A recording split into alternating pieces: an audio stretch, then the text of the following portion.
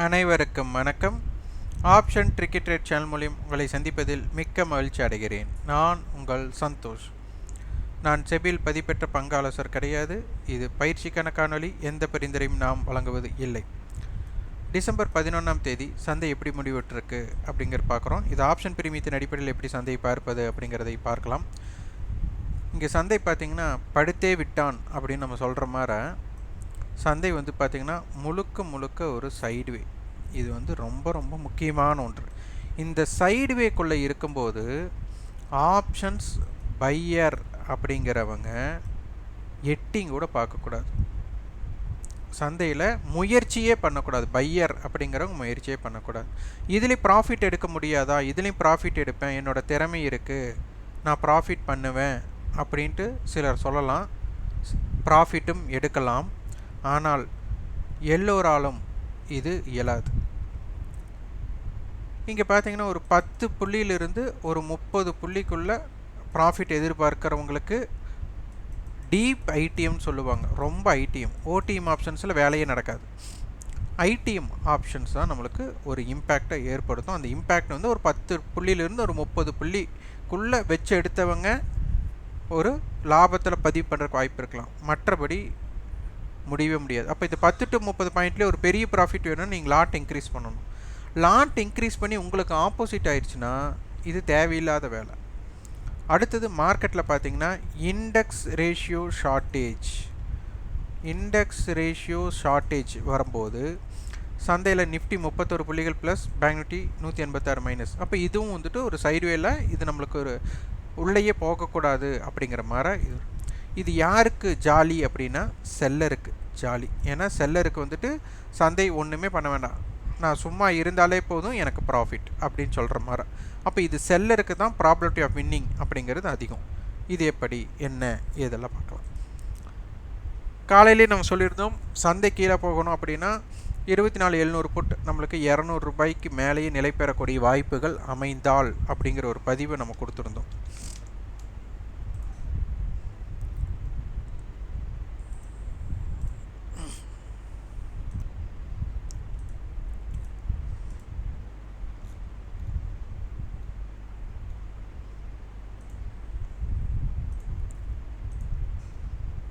இன்றைக்கி பார்த்தீங்கன்னா அவங்களோட ஹை ஓப்பன் ஹை 200 கொடுத்துட்டாங்க.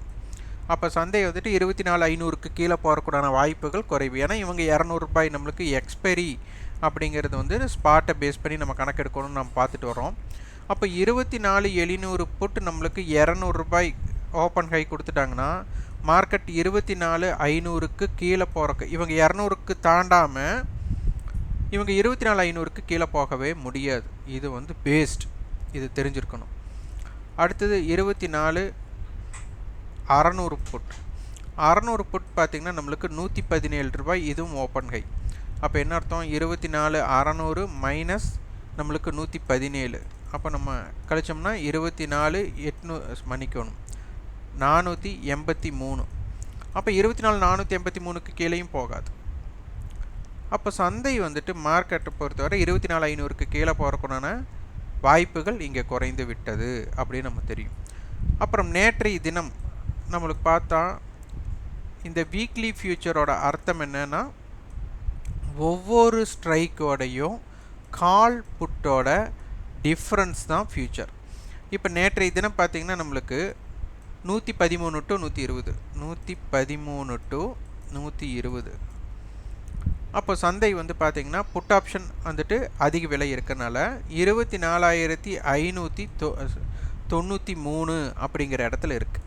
இன்றைக்கி பார்த்திங்கன்னா இதோட டிஃப்ரெண்ட் பார்த்திங்கன்னா கிட்டத்தட்ட 40 புள்ளி. யார் அதிகமாக இருக்கா? கால் அதிகமாக இருக்கா. அப்போ எங்கே இருக்குது வீக்லி ஃபியூச்சர்? 24,600. இது ஒரு 40 புள்ளிகள்னால் 640 இருக்குது. அப்போது இங்கிருந்து 50 புள்ளிகள் வீக்லி ஃபியூச்சர் எவ்வளோ ஆயிருக்கு? ப்ளஸ் 50 பாயிண்டில் இருக்குதுன்னு அர்த்தம். ஆனால் ப்ளஸ் 50 பாயிண்ட்னா கால் ஆப்ஷன் மேலே தானே இருக்கணும், கால் ஆப்ஷனுடைய வேல்யூ மேலே தானே இருக்கணும். ஆனால் இங்கே என்ன இருக்குது? ப்ரீவியஸ் க்ளோஸ் 113லேருந்து 84 ரூபாயாக மாறி இருக்காங்க. இவங்க 120லேருந்து 47. அப்போ இவங்க என்ன அர்த்தம்? 77 ரூபா புட் ஆப்ஷன் கரைஞ்சிருக்கு, கால் ஆப்ஷன் 34 ரூபா கரைஞ்சிருக்கு. மொத்தமாக பார்த்தீங்கன்னா ஒரு 105 ரூபா ப்ரீமியத்தை காணோம் அப்படிங்கிறத இதன் மூலியம் புரிந்து கொள்ளலாம். இங்கே பார்த்தீங்கன்னா 120 ப்ளஸ் 113, அப்போ 3 3 233 ரூபா. இன்றைக்கி பார்த்தீங்கன்னா 47.84 131 ரூபா. 102 ரூபா ப்ரீமியத்தை காணோம். இது எங்கே போலீஸ் ஸ்டேஷனில் போய் கேஸ் கொடுக்கறது அப்படிங்கிற மாதிரி உங்களுக்கு தோணலாம். இதுதான் ஆப்ஷன்ஸ், இதுதான் டிகே. உங்களுக்கு நாளைக்கு வந்துட்டு இது வந்துட்டு நம்மளுக்கு என்ன ஆகுது, எக்ஸ்பைரி கான்ட்ராக்ட் இருக்குது. அப்போ நாளைக்கு எக்ஸ்பைரி கான்ட்ராக்டை வச்சுட்டு மார்க்கெட் இப்படி இருந்தால் டிகே தான் ஏறும். அப்போ இந்த இடத்துல வருமா? அப்போ நேற்று வந்து 113 ரூபா டு 120 ரூபா இருந்தவங்க இன்றைக்கி காலையில் தொடக்கமே ஒரு 9:30 டு 10 மணிக்கு 90 ரூபாய் ஆயிட்டாங்க. அதுக்கப்புறம் கிட்டத்தட்ட 80 ரூபாய் இருந்தாங்க. இப்போ முடியும் போது பார்த்தீங்கன்னா அடுத்த மணி இப்போ 650 பக்கத்தில் கொண்டு போகிறோம். அப்போ உங்களுக்கு புரியும். 58 ரூபாய் டு 70. நேற்று எவ்வளோ இருந்தாங்க? 113 டு 120 ரூபா இருந்தவங்க அடுத்த மணியோட ப்ரைஸு இன்றைக்கி 58 டு 70 தான் மாறி இருக்கு. அப்போ என்ன, கிட்டத்தட்ட நம்மளுக்கு 50 ரூபாயை காணோம். அப்போது சந்தை இந்த டிகேங்கிற விஷயத்தை நீங்கள் நன்றாக உணர்ந்தால்தான் ஆப்ஷன்ஸ் பையருக்கு வாய்ப்பு இருக்கா இல்லையா அப்படிங்கிறத புரிஞ்சுக்கலாம். இது அநேகம் பேருக்கு இதை பற்றி புரிதல் ஏற்படல. நம்மளுக்கு தெரிஞ்ச ஒரே ஒரு விஷயந்தான், ஐடிஎம் ஆப்ஷனுக்கு வேல்யூ இருக்கும், அதாவது காஸ்ட் ப்ரைஸ் இருக்கும்.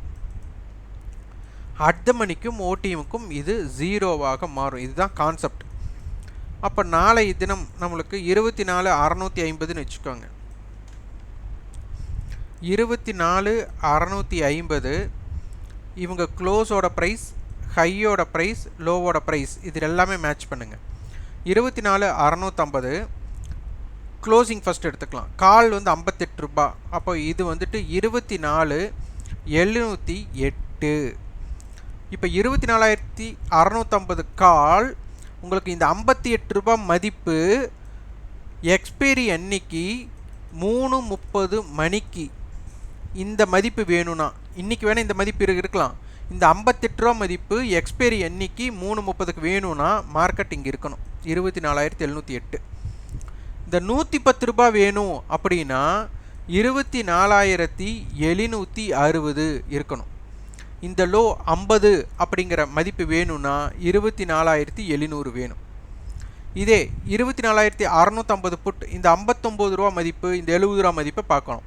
அப்போ 59 ரூபா மதிப்பு அப்படின்னா 24,591 அப்படிங்கிற இடம் இருக்கணும். இந்த 70 ரூபா மதிப்புனா 24,580 அப்படின்னு இருக்கணும். இந்த ஹை 146 அப்படின்னா 24,506 அப்படிங்கிற இடம் இருக்கணும். சாரி 4. அப்போ இந்த லெவல்ஸ் உங்களுக்கு மிக முக்கியமான ஒன்றாக பார்க்கப்படுகிறது. இதுதான் மிக மிக மிக முக்கியமான ஒன்று. இது நம்மளுக்கு தெரிஞ்சிருந்தா தான். அப்போ இது அதிரடி ஆடுறாங்களா இல்லையா அப்படிங்கிறத பார்க்கணும். இப்போ பார்த்தீங்கன்னா 70 அப்படிங்கிறது இம்ப்ளாய் வாலிட்டி ரொம்ப கம்மியான மாதிரி, ஒரு 10 ஒரு 9 to 12 அப்போ அந்த ரேஞ்சு தான் இருக்கும். பார்க்கலாம் என்ன இருக்குது அப்படிங்கிறத பார்க்கலாம். நம்மளுக்கு பார்த்தீங்கன்னா 11 இந்த பக்கம் 13 ஒரு இம்பேலன்ஸ்டு இம்ப்ளாய் வாலிட்டி இருக்காங்க, இருக்கிறதுலே கம்மியாக இருக்காங்க. இந்த இம்ப்ளாய் வாலிட்டி வந்து பார்த்தீங்கன்னா இம்ப்ளாய் வாலிட்டியும் சரி, இந்த ப்ரீமியமும் குறைவாக இருக்குது. இந்த ப்ரீமியம் குறைவு அப்படிங்கிறது ஆப்ஷன்ஸ் பையர்ஸ்க்கு உண்டான வாய்ப்பு ரொம்ப ரொம்ப கம்மி. இது வந்துட்டு 9:15 10 மணி, 10 மணியிலிருந்து 12, 12 to 2, 2 to 3 இந்த மாதிரி டைம் ஃப்ரேமில் நீங்கள் பிரித்து பாருங்கள். இது அடுத்த மணியோட மீட்டிங் பாயிண்ட் ஒரு 30லிருந்து 40க்கு பிலோ போயிடுச்சு அப்படின்னா, உங்களுக்கு அதுவும் ஒரு 10 மணிக்குள்ளேயே போயிட்டாங்க அப்படின்னா ஆப்ஷன்ஸ் பையர்ஸ் வந்துட்டு ஒதுங்கி இருக்கிறது முக்கியம். இதே இன்க்ரீஸ் ஆகுது அப்படின்னா ஏதாச்சும் ஒரு மொமெண்டம் ஏற்படக்கூடிய வாய்ப்புகள் இருக்கலாம். அதாவது நம்மளுக்கு பிலோ 5 அப்படிங்கிற இம்ப்ளாய் வாலிட்டி பிலோ 5 அப்படிங்கிறது ஆப்ஷன்ஸ் பையர்ஸ்க்கு உண்டான வாய்ப்பு 5% தான் இருக்கலாம். மார்க்கெட்டில் என்ன வேணாலும் நடக்கலாம், நம்ம நினைக்காதும் கூட நடக்கும். 95% ப்ராபபிலிட்டி வாய்ப்பே இல்லை. அப்போ இதை உணர்ந்து பார்க்கணும். ஆப்ஷன்ஸ் பையர்ஸ் ரொம்ப இங்கே ரிஸ்க் எடுக்கலாமா அப்படின்னா கொஞ்சம் சற்று ஒதுங்கி இருக்கிறது நல்லதாக இருக்கும். வாய்ப்பு இருக்கலாம், இல்லைன்ட்டாலும் இல்லை. இப்போ ஹிஸ்டாரிக்கல் டேட்டா உங்களுக்கு பார்த்தா தெரியும். நம்மளுக்கு ஒரு பெரிய ரேஞ்ச் நம்மளுக்கு இங்கே அமைஞ்சதுக்கு அப்புறம் பாருங்கள் மொமெண்டம் 24,695லிருந்து 24,857. அதுக்கப்புறம் பாருங்கள் ரேஞ்ச் பாருங்கள், இங்கே ஒரு 130 பாயிண்ட் தான் ரேஞ்ச். இங்கே பார்த்தீங்கன்னா நம்மளுக்கு ஒரு 125. இங்கே பாருங்கள் ஒரு 510லிருந்து 660னா 150, 170னா நம்மளுக்கு 165 புள்ளிகள் இங்கே பயணம். இன்றைக்கி பயணம் அப்படின்னு பார்த்தா நம்மளுக்கு ஒரு 108 பாயிண்ட்.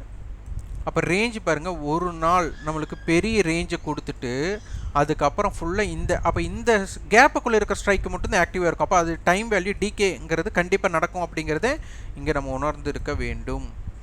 இது ரொம்ப ரொம்ப முக்கியம். இதை உற்று கவனிக்க வேண்டிய கட்டாயமும் இருக்கிறது. அதுபோக நம்மளுக்கு 24 இப்போ நம்மளுக்கு அட்டவணை நம்ம பார்க்கணும். அட்டவணை ஒன்றும் நம்ம பார்க்கல.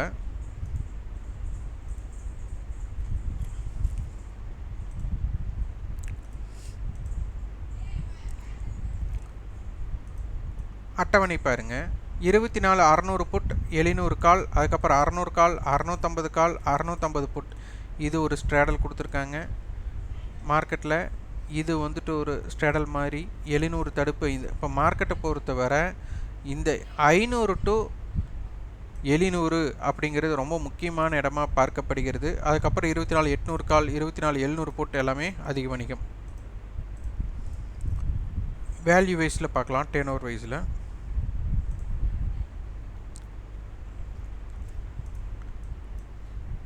மந்த்லி ஃபியூச்சர்ஸ் நல்ல டேர்ன் ஓவர் அதிகமாக நடந்திருக்கு. அதுக்கப்புறம் 24 600 கால் 600 புட். இது வந்து ஒரு ஸ்ட்ராடல்.